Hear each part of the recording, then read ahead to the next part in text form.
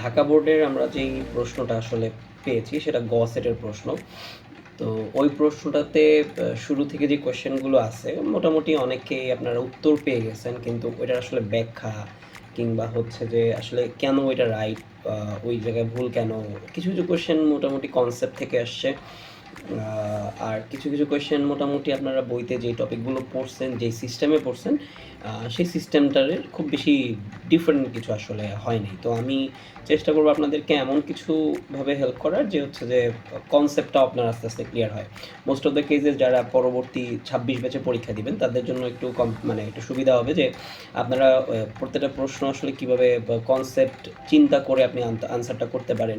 যেমন এবার অনেকেরই যেটা হয়েছে যে হচ্ছে কোয়েশ্চেন দেখে ভয় পেয়ে গেছেন, বা অনেক স্টুডেন্টরাই হচ্ছে বাসায় ব্যাক করে যারা আমার কাছে পড়েছেন তারা আমার সাথে কমিউনিকেশন করছেন যে কোয়েশ্চেন খুব হার্ড হয়েছে, বুঝতে পারতেছিলাম না বা কিছু। বাট এরকম টাইপের ট্রিকি কোয়েশ্চেন হলে আসলে আপনি কীভাবে চিন্তা ভাবনা করে করে এক্সামটা দিবেন সেইটা নিয়েই আজকে আমার এই ভিডিও।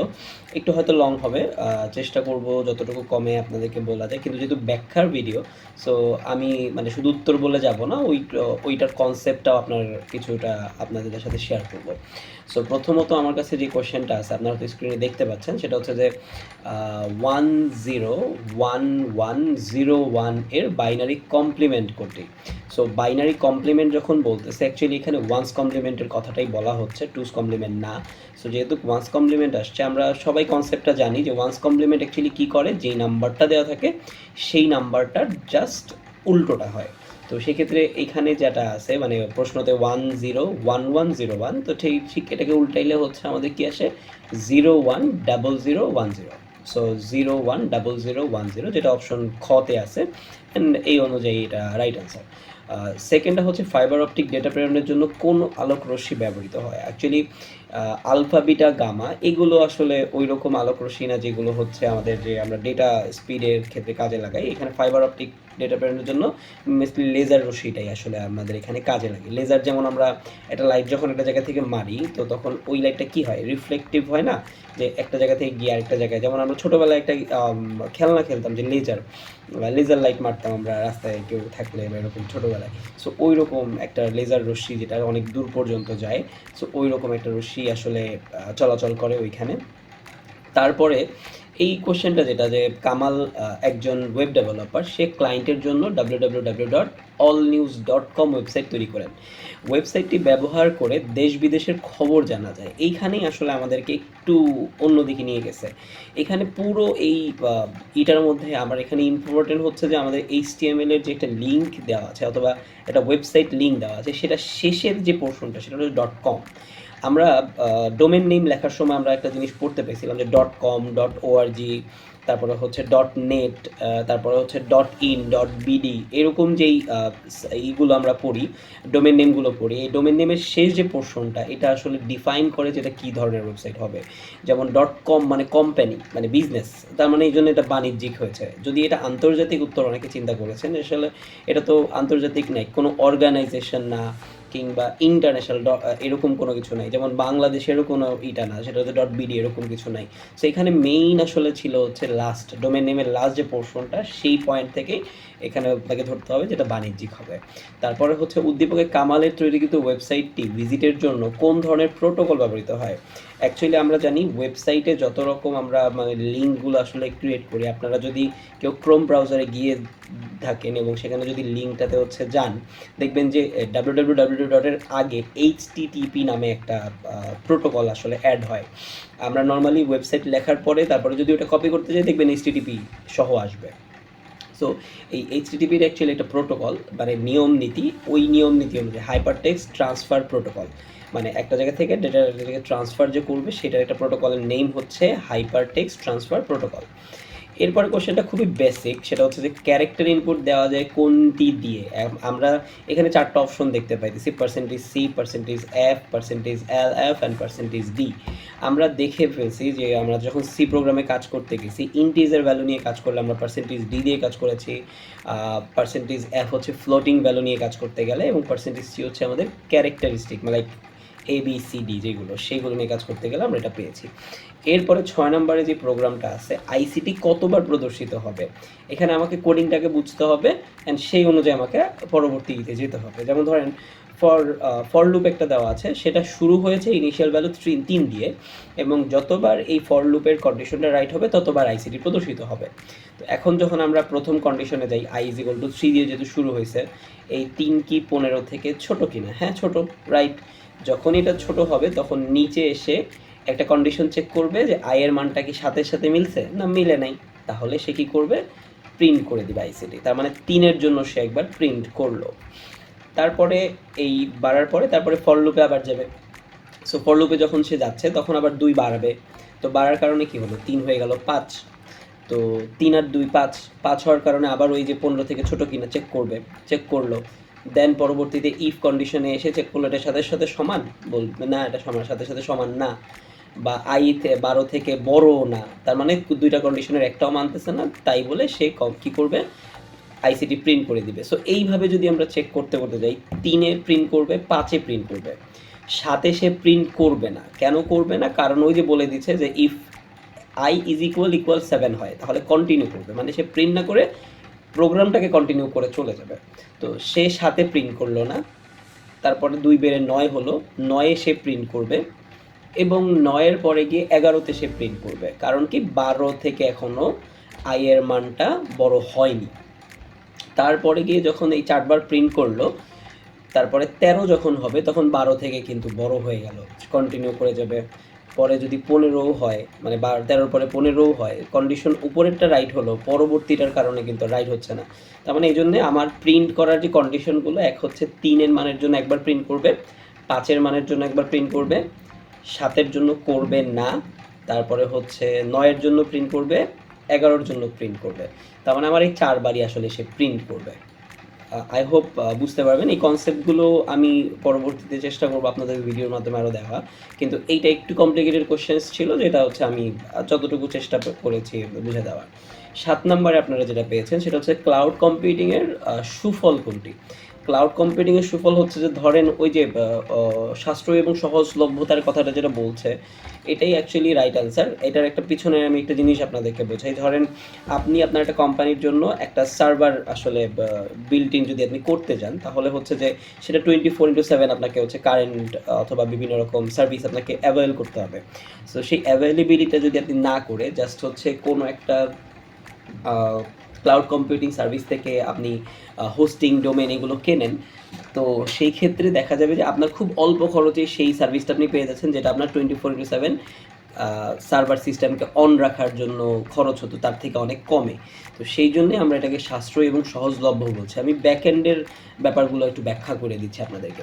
এরপরে এই কোশ্চেনটা মোটামুটি আমি মোস্ট অফ দ্য কেসেস যখনই লেকচার নেই বা ক্লাসগুলো নেই, তো মোস্ট অফ দ্য টাইম দেখা যায় যে আমি এইরকম চিত্রগুলো, ট্রিপলির যে চিত্রগুলো আসলে থাকে, তো ওইগুলো একটু আলোচনা করে দিই, কারণ আমাদের বেশিরভাগ স্টুডেন্ট মানে কমার্স, আর্টস, সায়েন্স সবারই থাকে। সায়েন্সের স্টুডেন্টদের জন্য এটা একটু ইজি, কিন্তু কমার্স বা আর্টসের জন্য একটু মানে হাইপোথেটিক্যাল হয়ে যায়। সো সেই ক্ষেত্রে আমরা একটু আলোচনা করি। আমি অ্যান্ড গেট এবং অর গেটের জন্য 2টা চিত্র আসলে আলোচনা করে দিয়েছিলাম, কিন্তু আসলে এবার এসেছে এক্সঅর গেট। কারণ কি, এখানে কন্ডিশনটা এমন যে আপনার কাছে 2টা সুইচ আছে। প্রথমত একটা কারেন্ট যদি আপনাকে পাস করতে হয়, লাইনটা পুরোপুরি কানেক্টেড হতে হবে। স্বাভাবিকভাবে যখন আমরা সুইচটা দিই, তার মানে কি, আমাদের সুইচটা দেওয়ার সাথে সাথে কারেন্টটা আসলে পায়, তখন আমাদের ফ্যান বা লাইট জ্বলে। এখানে প্রথম যে সুইচটা আছে এ আর বি, এই দুইটার মধ্যে একটা যদি আমরা অন করি তাহলে আসলে কারেন্টটা পাস হবে। এখন এই পর্যন্ত কারেন্ট পাস হলেও পরবর্তীতে আরও একটা প্যারালাল সুইচ আছে 2টা, ওইখান থেকেও একটা না একটা পাস হইতে হবে। তো হয়তোবা 2টা এ পাস হইতে হবে অথবা 2টা বি পাস হইতে হবে, এরকম কিছু। কিন্তু এরকম কোনো কন্ডিশন আসলে আমাদের ইসে নাই, সমীকরণগুলো যেগুলো দেওয়া আছে সেগুলোতে নাই। তো এইখানে কি আছে, ধরেন আমরা প্রথমটা এ থেকে পাস করলাম, তাহলে এ এর মানটা 1 আর বি এর মানটা 0, তারপরে ওইখানেও কি বি এর মানটা 1, এর মানটা 0, এইভাবে করে একটা কন্ডিশন, মানে ক্রিস ক্রস কন্ডিশন যেটাকে আমরা বলি। এক্সঅর গেটে যেরকমটা হয় এক্সক্লুসিভ গেটে, যে এর মান 1 বি এর মান 0 হইলে লাইট জ্বলবে, এর মান 0 বি এর মান 1 হলে লাইট জ্বলবে, এইরকম একটা কন্ডিশন আসলে এখানে দেখাইছে। কনসেপ্টটা আই হোপ বুঝতে পারবেন। সো এইখানে অ্যাকচুয়ালি একটা এক্সঅর গেট, যেটাকে আমরা বলতেছি এ বার বি, কারণ হচ্ছে এর মান এবার মানে হলো এর মান 0 বি এর মান 1। তাহলে 0 আর 1 একটা গেট অন আছে, সেকেন্ড কন্ডিশনও গিয়ে একটা গেট অন আছে, মানে অপোজিটটা, এ আর বি এর মধ্যে এ অন আছে আর বি অফ আছে। এইভাবে করে কন্ডিশনটাও আমাকে হচ্ছে দিচ্ছে, আর যেইটা আসলে রিপ্রেজেন্ট করে আমাদের এক্সঅর গেট। এরপরে দেখেন পরবর্তীতে ওই জিনিসটাই আসলে দিয়ে দিছে যে উদ্দীপকে ওয়াই এর মান 0, উদ্দীপকে বলছে ওয়াই এর মান 0 হবে কখন কখন। ওয়াই এর মানটা 0 হবে যদি এ এর মান 1 হয়, এ এর মান যদি 1 হয়, বি এর মান যদি 0 হয় তাহলে 0 হবে। ওকে, তারপরে হচ্ছে এ এর মান যদি 0 হয়, বি এর মান যদি 1 হয় তাহলে ওয়াই এর মানটা 0 হবে, মানে লাইট জ্বলবে না আর কি। সো এইরকম একটা কন্ডিশন এখানে দেওয়া হয়েছে। দুইটা 1 হইলে আসলে জ্বলবে এরকমটা হবে না। তো এখানে 1 আর 2 হচ্ছে উত্তর। আর তারপরে 10 নম্বরে যে এইটা আছে, এটা কালার করে একটু মুখস্থ বিদ্যা, যে 6টা এফ থাকলে আসলে আমাদের সাদা হয়, 6টা 0 থাকলে অ্যাকচুয়ালি ব্ল্যাক হয়। এইটা হলো আমাদের এই কালার কোডটা আসলে ডিপেন্ড করে আমাদের হেক্সাডেসিমাল যে নাম্বার সিস্টেমসগুলো আছে, 0 থেকে এফ পর্যন্ত যে সিস্টেমগুলো, এইগুলো দিয়েই আসলে কালার কোড তৈরি করা হয়। 6 বিটের, 6 বিট ব্যবহার করে কালার কোডটা আসলে ইউজ করে। এরপরে ভয়েড মেইন যেই এইটা পাচ্ছেন সেটা হচ্ছে এখানে ইন্টিজার আই এর মান 15 আছে, যে এর মানটা হচ্ছে ইন্ডিকেট করা নাই, বলা হয়েছে আই এর মানটা ইনিশিয়ালি 15। পরবর্তীতে যদিও আমাদের অনেকের কাছে মনে হয়েছে যে এই কোডিংটা একটু ভুল আছে, কারণ হচ্ছে যে ধরেন জে এর মানটা জে প্লাস প্লাস, কারণ জে তো এখানে মান দেওয়াই নাই উপরে, তো সেই ক্ষেত্রে জে এর মানটা জে প্লাস প্লাস হবে না, জে এর মানটা আই প্লাস প্লাস হতে পারে। তো অন দ্যাট নোট আমরা মনে করতে পারি যে আই এর মানটা তো 15 উপরে বলাই আছে, তো এটা হবে 15, এবং যেহেতু জে এর মানটা আই প্লাস প্লাস মানে পোস্টফিক্সে 1 বেড়ে যাবে, তাহলে সেই জন্য 5 মানে 15 এবং 16 এই দুইটা মান আসলে এখানে হতে পারে। সো এই দুইটা হচ্ছে আমাদের এখানে উত্তর। সো এই 11টার মধ্যে মোটামুটি কে কয়টা পার্সেন্ট জানাবেন, আমরা পরবর্তী এটাতে চলে যাই। সো 12 নম্বর যে কোয়েশ্চেনটা ছিল সেটা হচ্ছে যে জৈবিক বৈশিষ্ট্যের নকশা বা বিন্যাসকে আসলে কি বলে। জৈবিক বৈশিষ্ট্যের মানে জৈবিক বৈশিষ্ট্য বলতে আমাদের শরীরের যে ক্ষুদ্র ক্ষুদ্র যেই পোর্শনগুলো আছে, যেমন ধরেন আমাদের জৈবিক যেইটা আছে সেটা হচ্ছে জিনোম সিকোয়েন্স। আমাদের প্রত্যেকেরই ক্রোমোজোম থাকে, তার ভেতরের ডিএনএ আরএনএ, এইটার একদম লোয়েস্ট যে মানে বিন্যাস, মানে একদম লোয়েস্ট পয়েন্ট যেটাকে আমরা বলি, ধরেন একটা বালু কণা যদি আমরা ভাঙি, অথবা একটা অক্সিজেন মানে পানিকে যদি আমরা ভাঙি, হাইড্রোজেন অক্সিজেনের কণা পাওয়া যায়, হাইড্রোজেনকে ভাঙতে থাকলে হাইড্রোজেনের অনেকগুলো কণা পাওয়া যায়, এই জন্য এটা আমরা মৌলিক একটা কণা বলি। সেরকমভাবে বায়োলজিক্যালি আমাদের মানুষের একদম মানে জৈবিক বৈশিষ্ট্যের যে নকশা বা বিন্যাস, সেটাকে আমরা বলি জিনোম বা জিনোম সিকোয়েন্স।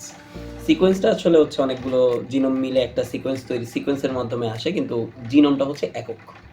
তারপরে হচ্ছে আন্তঃশাস্ত্রীয় বিজ্ঞান বলতে আসলে কি বুঝাইতে চাচ্ছে। আন্তঃশাস্ত্রীয় বলতে আমাদের শরীরবৃত্তীয় যেই সব কাজ কারবারগুলো আছে, ধরেন আমাদের শরীরের ভেতরে ডিএনএ আছে, আরএনএ আছে, তারপরে আমাদের হচ্ছে ক্রোমোজোম আছে, এরকম অনেক জিনিসপত্র। তো ওই জিনিসগুলোর নিয়ে আসলে কে কাজ করে। তো আমি সবসময় পড়ানোর সময় একটা কথা বলি যে বায়ো ইনফরমেট্রিক্স, এটাকে আপনারা পড়বেন বায়োলজিক্যাল ইনফরমেশন ম্যাট্রিক্স। তো দেখবেন যে বায়োলজিক্যাল ইনফরমেশন কি হবে, আমাদের মানুষের শরীরের ভেতরে কি কি আছে না আছে, একদম ছোট ছোট ক্ষুদ্র কণাগুলো, তো ওই ব্যাপারগুলো, তো সেইটাই আসলে এখানে আন্তঃশাস্ত্রীয় বিজ্ঞান বলতে আসলে বুঝাইছে। তারপরে হচ্ছে কোনটি হাফ ডুপ্লেক্স মোডের উদাহরণ। তো এইগুলোর উদাহরণগুলো বলার সময় আমি অলওয়েজই আপনাদেরকে একটা গল্প বলতাম, যে হচ্ছে হাফ ডুপ্লেক্স, সিমপ্লেক্স, ফুল ডুপ্লেক্সের ব্যাপারটা কি। ধরেন একটা টিচার ক্লাসের শুরুতে বলে নেন আধা ঘন্টা আমি লেকচার দিব, তখন আপনারা কেউ কথা বলবেন না। তো এটা আসলে সিম্পল মোড, যে আমি একদিক থেকে ডেটা প্রেরণ করতেছি, টিচার শেষ কথা বলতেছে, তো এটা হচ্ছে সিম্পল একটা মোড। আর যেটা হচ্ছে যে দুই দিকেই ডেটা আদান প্রদান হবে। আধা ঘন্টা লেকচার শেষে টিচার বললেন যে আপনারা এখন আপনাদের প্রশ্ন করতে পারেন, তো সেই ক্ষেত্রে কি দুইজনই কি একসাথে কথা বলেন না, স্টুডেন্ট কথা বলে, তার প্রশ্নটা করে, টিচার তার উত্তরটা দেয় ঠিক তার ফলোইংয়ে, তারপরে আবার অন্য একজন প্রশ্ন করে। তার মানে এটা ধাপে ধাপে হচ্ছে, মানে একজন ডেটা দিচ্ছে, ডেটা পৌঁছানোর পরে অন্যজন আবার ডেটাটা অন্য দিক থেকে প্রেরণ করছে, মানে দুই দিকেই ডেটা প্রেরণ হয় কিন্তু অ্যাট দ্য সেম টাইম হয় না। এটাকে আমরা বলি হাফ ডুপ্লেক্স মোড। আর ফুল ডুপ্লেক্সটা হচ্ছে অ্যাট দ্য সেম টাইম দুই দিক থেকে ডেটা প্রদান হতে পারে, যেটা আমরা বলতে পারি যে ক্লাসের মধ্যে দুইটা স্টুডেন্ট ঝগড়া করতেছে। সো এটাও একটা এক্সাম্পল বলতে পারি। তো সেই জায়গা থেকে যদি চিন্তা করি, হাফ ডুপ্লেক্স মোডের উদাহরণ এখানে আসলে কিবোর্ড না, কারণ কিবোর্ড শুধুমাত্র ডেটা প্রেরণ করে কম্পিউটারকে। তারপরে পেজার অনেক আগের একটা মেশিন, যেটা আসলে আমাদের এখানে সিমপ্লেক্স, সাব ডুপ্লেক্স এবং ফুল ডুপ্লেক্সের না। তারপরে এসএমএস আর মোবাইল তো ওই যে বললাম একই সাথেই আমি কথা বলতেছি, আমি কথা শুনতেও পাচ্ছি, তার মানে এটা ফুল ডুপ্লেক্স মোডের উদাহরণে পড়ে। তাহলে এসএমএসটা কি? এসএমএসটা হচ্ছে যখন আমরা পাঠাই দুই দিক থেকে মেসেজ, তো আমি যখন মেসেজ পাঠাচ্ছি সেম টাইমেই তো আরেকটা মেসেজ আসতে পারে, কিন্তু দেখবেন যে আমার মেসেজটা সেন্ড হওয়ার পরে একটা মেসেজ আসলে আমার কাছে আসে। তো এইটার কারণে আমরা এটাকে বলতে পারি এটা একটা হাফ ডুপ্লেক্স মোডের উদাহরণ। তারপরে অ্যাসেম্বলি ভাষায় ন্যামোনিক কোড কোনটি? অ্যাসেম্বলি ভাষায় ন্যামোনিক কোড হচ্ছে আমাদের আমরা মোটামুটি যারা অধ্যায় 5টা পড়েছি সেখানে আমরা দেখতে পেয়েছি যে আমরা সি প্রোগ্রামিংয়ের কাজ করেছি। তো সি প্রোগ্রামিংয়ের ব্যবহারিক আমি যে সময় ক্লাস নিয়েছি তো আপনাদের, তখন দেখা গেছে যে ইন্টিজার মেইন, তারপরে রিটার্ন জিরো, কিংবা হচ্ছে ইন্টিজার একটা ভ্যালু, ইন্টিজার এ, ইন্টিজার বি, এরকম যে ব্যাপারগুলো আমরা বলে থাকি, তো এই জিনিসগুলো আসলে সি প্রোগ্রামের। তো অ্যাসেম্বলি ভাষা তো আর সি প্রোগ্রাম না। তো সেই ক্ষেত্রে হচ্ছে আমরা ডিভ মানে অ্যাড, তারপরে সাবস্ট্রাক্ট, এসইউবি সাব, তারপরে ডিভ মানে ডিভিশন, এই জিনিসগুলো আসলে আমাদের অ্যাসেম্বলি ভাষার নিয়মনী, সেজন্য ডিভ হবে উত্তর। তারপরে একটি বইয়ের মূল্য এ অফ 16 হলে তার সমকক্ষ অন্যান্য নাম্বারগুলো আসলে আমাকে রিটেক করতে বলা হয়েছে। তো এখানে যদি আমরা খুব ভালো করে একটু তাকাই দেখি যে এ তার মানে এর জন্য আসবে 1010, আর পরের এর জন্য আসবে 1010, মানে 4টা 1010 কম্বিনেশন। তো সে আপনারা বাইনারিতে দিয়ে গিয়ে দেখেন 10101010 এরকমই আছে, তার মানে বাইনারি তো হবেই হবে। তারপরে এই বাইনারিকে 3টা করে বিট নিলে দেখবেন যে এই বাইনারিটার নিচে 3টা করে দাগ দেন, শেষে 3টা মিলে 010 মানে 2, পরে আছে 101 মানে 5, আর তার আগে 10 আছে, তার আগে একটা শূন্য বাড়াই নিলেও এটা 2, তার মানে 252, এটা হচ্ছে আমাদের অক্টাল নাম্বারে। তাহলে 2টা হয়ে গেছে, এবার আসি কত উপরে 170। তো এই ক্ষেত্রে একটা জিনিস খেয়াল করবেন যে আমরা জানি প্রথম বিটের সাথে 16 গুণ হবে, আর পরের বিটের সাথে 16 গুণ হবে, তার মানে পরের বিটে 16 অ্যাকচুয়ালি 1, তাইলে এর মান 10 আর 1 10ই হচ্ছে, আর এর মান 10 আর তার সাথে 16 গুণ হচ্ছে 16 যেহেতু, তাহলে এ মানে এক জায়গায় হচ্ছে 160 আর এক জায়গায় হচ্ছে 10, টোটাল মিলে 170, এই জন্য 3টাই রাইট উত্তর। তো যারা আমার ক্লাস করেছেন তাদের কাছে এটা খুব কঠিন কোশ্চেন হওয়ার কথা না। অ্যান্ড এরপরে যেই ট্যাগটা ব্যবহার করলে এই টেবিল সেলের ব্যাকগ্রাউন্ড, এটা একটু একটা কমপ্লিকেটেড জিনিস ছিল, বা একটু ভাবনা চিন্তা, আপনাদের স্টুডেন্ট লেভেল চিন্তা করে আমি বলছি এটা, আমরা যারা পড়াই তাদের জন্য হয়তো একটু সহজই। সেটা হচ্ছে যে একটা টেবিলের যখন পুরা টেবিলটা আমরা ব্যাকগ্রাউন্ডের কালার দিতে চাই, তখন আমরা টেবিল তারপরে background colour equal to green দিলে সেটা পুরো টেবিলটাকে কালার করবে। কিন্তু যদি আমরা একটা রোকে করতে চাই, যে লাইক আমার 4টা ঘর আছে, এবার 4টা ঘরের মধ্যে আমরা একটা ঘরকে হচ্ছে আমরা মানে একটা পুরো একটা রোকে করতে চাই, তাহলে আমরা দিব সেটা TR এর মধ্যে। কিন্তু আমরা যেহেতু একটা সেল, জাস্ট একটা টেবিলের ঘর, একটা ঘর, পুরো একটা রো না, পুরো একটা কলামও না, একটা ঘর, সেটাকেই সেল বোঝাচ্ছে তারা। তো সেই অনুযায়ী এখানে আসলে একটা TD মানে টেবিল, একটা ডেটার ব্যাকগ্রাউন্ডটাই আসলে গ্রিন হবে। তো সেই জন্য এখানে TD background colour equal to green, এখানে এটা ইউজ হবে। তারপরে আমরা সবসময় একটা কথা বলেছিলাম যে ইংরেজি এবং অঙ্ক এই দুইটা জিনিস হচ্ছে আলফা নিউমেরিক কোড, যেটাকে আমরা ASCII 8 বা ASCII 7 বলে থাকি, এইটাতে হচ্ছে কম্পিউটারের ভাষায় যুক্ত করা সম্ভব হয়েছে। এর বাইরে দুনিয়ার যত রকম ল্যাঙ্গুয়েজ, ইমোজি, চিহ্ন বা অন্যান্য আরও অনেক কিছু, সব কিছুই যখন কম্পিউটারের মধ্যে আমাদের হচ্ছে ইন বিটুইন দেওয়ার প্রয়োজন পড়েছে, তখন আমরা আলটিমেটলি ইউনিকোডের দ্বারস্থই হয়েছি। কারণ 16 বিটের একটা কোড সিস্টেম, সেখানে অনেক সংখ্যা অক্ষর আসলে ইনক্লুড করা গিয়েছে কম্পিউটারে। সো এইখানে উত্তরটা হবে ইউনিকোড। তারপরে একটা উদ্দীপক বলা হয়েছে যে মিস্টার শাহিন বাসার ব্যবহৃত ল্যাপটপ, ডেস্কটপ ও মোবাইলে ওয়াইফাইয়ের মাধ্যমে ল্যান্ড নেটওয়ার্ক তৈরি করেন। তো তিনি উক্ত নেটওয়ার্কের সাথে আবার 1 যুক্ত করতে একটি ডিভাইস ব্যবহার করছেন। তো মিস্টার শাহিন ল্যান্ড নেটওয়ার্ক তৈরি করতে কোন ধরনের ডিভাইস ব্যবহৃত করেছেন? তো ল্যান্ড নেটওয়ার্ক তৈরি করতে গেলে একটা সুইচ লাগে, যে সুইচ থেকে 8টা 7টা আসলে আমাদের বের করা যায়, লাইট ইনপুট দেওয়া যাবে, মানে একটা ইনপুট যাবে আর 4-5টা লাইন বের করা যাবে। তো এইটা একটা সুইচের মাধ্যমে আসলে করা সম্ভব। এই জন্য এখানে আসলে সুইচ দিয়েই হচ্ছে করা যাবে। হাবটা হলো ওই যে আপনাদের এক্সাম্পলে যখন আমি বলেছি যে একটা জায়গা থেকে আরেকটা জায়গায় দুইটা লাইনকে কানেক্ট করার জন্য একটা হাব ব্যবহার করা যেতে পারে। রাউটার হচ্ছে আমাদের বাসায় আমরা সচরাচর দেখতে পাই এগুলো। ব্রিজ হচ্ছে যে 2টা লাইনকে একটা ব্রিজের মাধ্যমে কানেক্ট করে আরেকটা লাইনকে এক্সটেন্ড করা, মানে দূরত্ব বাড়ানো আর কি এটা। আর উদ্দীপকে কোন ধরনের নেটওয়ার্ক টপোলজি গড়ে উঠেছে এটা যদি একটু চিন্তা করেন, এটা ল্যান নেটওয়ার্কে 8-10টা ডিভাইস অলরেডি কানেক্টেড আছে। এবার সেটাকে আপনি ওয়ানের সাথে যুক্ত করলেন, তাহলে ওয়ান এখানে হচ্ছে একটা মেইন একটা ক্যারেক্টার বা মেইন ডিভাইসের মতো কাজ করছে। আর ওটা একটা ল্যানকে তার তার অনেকগুলো সাবনেট বা সাব ডিভাইস হিসেবে কানেক্ট করতেছে। তার মানে মেইন যদি থাকে আর তার সাথে যদি 5-7টা কম্পিউটার কানেক্টেড থাকে, তাহলে আমরা এটাকে স্টার টপোলজি বলতে পারি। তো সেই জন্য এটা একটা স্টার টপোলজি হবে। তারপরে হচ্ছে যখন আপনারা দেখতে পাচ্ছেন যে x = 10 এবং y = 20, আর z এর একটা মান বলা হয়েছে বা একটা কন্ডিশন দেওয়া হয়েছে, যেটা হচ্ছে যে x এর মানটা y থেকে বড় কিনা, ইয়েস অর নো, এইটাতেই উত্তর এখানে। যদি ইয়েস হয় তাহলে x এর মান প্রিন্ট দেখাবে, আর যদি y হয়, মানে যদি সত্যি না হয়, মিথ্যা হয়, তাহলে y এর মান প্রিন্ট করবে। তো সেই অনুযায়ী দেখেন যে x এর মান y থেকে কি এখানে আসলে বড় হয়েছে, মানে x এর মান হলো 10, y এর মানটা হলো 20, যেটা কন্ডিশনটা আসলে ফলস। তো ফলস হওয়ার কারণে এখানে y এর মান প্রিন্ট করবে, যেটা হচ্ছে অ্যাকচুয়ালি 20। বুঝতে পেরেছেন? তারপরে হার্ডওয়্যার ও সফটওয়্যারের সমন্বয়ে চিত্রায়নকে আসলে ভার্চুয়াল রিয়েলিটি বলে। কারণ কি? কারণ আপনারা ধরেন একটা হার্ডওয়্যার, একটা মেশিনের মাধ্যমে আমরা ধরেন হচ্ছে ক্রিকেট ব্যাটে আমরা যখন গেম খেলি, ওই গেমটা খেলার সময় যখন আমরা ব্যাট চালাচ্ছি, তো নর্মালি তো আমরা বল মারতেছি, রাইট? কিন্তু যখন আমরা ওই যে একটা এমন একটা গিয়ার পরা থাকি যে গিয়ারের মধ্যে ব্যাটটা থাকে, তখন আমরা ব্যাট চালাইলে ওইটা একটা সফটওয়্যারের মাধ্যমে ওই স্ক্রিনে দেখা যায় যে আমার বলটা হিট হয়েছে, না এটা 6 হয়েছে না 4 হয়েছে, ওইটা সফটওয়্যারের মাধ্যমে আমার স্ক্রিনে দেখায়। তো এই যে সফটওয়্যার এবং হার্ডওয়্যারের যে কম্বিনেশন ব্যবহার করে যেটা করতেছি, আমি যেটা কথা বলছি হ্যান্ড গ্লোভস অথবা হচ্ছে আমরা হেড মাউন্টেড ডিসপ্লে, এইসব জিনিসগুলো আসলে কি হার্ডওয়্যার, আর সফটওয়্যারটা হচ্ছে আমার যে স্ক্রিনে যেটা দেখাচ্ছে সেটা হচ্ছে সফটওয়্যার। এই দুটো মিলাই যেটা হচ্ছে সেটাকে ভার্চুয়াল রিয়েলিটি বলতেছি। তারপরে বাইনারি ডেটা একদিক থেকে উভয় দিকে পাঠানো। আমরা জানি ডেটা একদিক থেকে শিফট করা, একটা জায়গা থেকে আরেকটা জায়গায় শিফট করা, ডান দিকে বা বাম দিকে, এই শিফট করাটাই আসলে কাজ করে শিফট রেজিস্টার। এই জন্য এখানে এটার উত্তরটা হচ্ছে শিফট রেজিস্টার। এরপরে আসলে আছে একটা গল্প যে মিস্টার রাজীবের নিকট এমন একটি মানুষের ন্যায় যন্ত্র রয়েছে যার সিদ্ধান্ত নেওয়ার ক্ষমতা আছে, হাঁটা চলা এবং স্পর্শানুভূতি রয়েছে। তারপরে হচ্ছে তিনি টিউমার অপারেশন ক্রায়োজেনিক এজেন্ট ব্যবহার করে চিকিৎসা গ্রহণ করেন। দেখেন মিস্টার রাজীবের যন্ত্রটি আসলে ব্যবহৃত হয় কোথায়? স্বাভাবিকভাবে জটিল সার্জারি চিকিৎসাতে এটা ব্যবহৃত হয়। কারণ কি?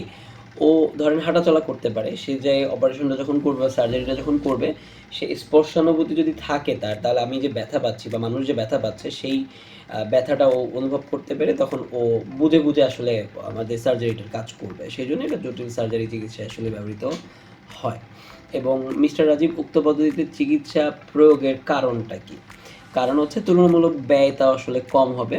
কাটা ছেঁড়ার প্রয়োজনটা পড়তেছে না। কারণ হচ্ছে যে সে হলো মানে একটা ইনজেকশনের মাধ্যমে ঢুকে ভেতরে গিয়ে ক্যামেরা দিয়ে দেখে সেই অনুযায়ী কাজ করতেছে। আর এইজন্য ১ আর ২ হবে। দীর্ঘমেয়াদী কার্যকারিতা হবে কিনা আমরা আসলে সিওরলি বলতে পারছি না। কারণ কি ধরেন অপারেশনটা হইলো, তার ২ মাস পরে তার প্রবলেম দেখা দিতেই পারে। তো দীর্ঘমেয়াদী আসলে কি হইলো? আমরা সিওর বলতে পারবো না। এবং মিস্টার রাজীব উক্ত পদ্ধতিতে চিকিৎসা গ্রহণের কারণটা তো অলরেডি বলে দিলাম যে ৩ টার মধ্যে একটা। সো আশা করি আপনাদের উপকার হবে। ঢাকা বোর্ডের প্রশ্ন আজকে সলভ করলাম। আর যদি এইটা নিয়ে আপনাদের মানে কোনো কোশ্চেন নিয়ে কোনো ডাউট থাকে বা কোনো রকম থাকে, আমি হয়তো নিচে আপনাদের একটা গ্রুপ দিয়ে দিব। গ্রুপে কানেক্ট করার চেষ্টা করবেন। আর জানি একটু লং ভিডিও হয়েছে, অনেকের হয়তো বোর লাগবে, ভাল লাগবে না। কিন্তু যারা ২৬-এর এইচএসসি পরীক্ষা দিবেন তাদের জন্য হয়তো অনেকগুলো কনসেপ্ট ক্লিয়ার হবে। অনেক উপকার হবে আশা করি। আপনাদের উপকারের জন্যই আসলে ভিডিওসগুলো করা। সো দেখবেন বা কোনো রকম প্রবলেম জানা থাকলে জানাবেন। আর আমিও ছোট মানুষ, অল্প স্বল্প পারি আর কি। অল্প অল্প গুণের মানে অল্প জ্ঞানের অধিকারী বলা যায়। তো সেই ক্ষেত্রে আমারও যদি কোনো কনসেপ্টে ভুল থাকে আপনারা আমাকে ধরায় দিতে পারেন। সেই ক্ষেত্রে আমিও কিছু শিখলাম, আপনারাও শিখলেন। ধন্যবাদ। আসসালামু আলাইকুম।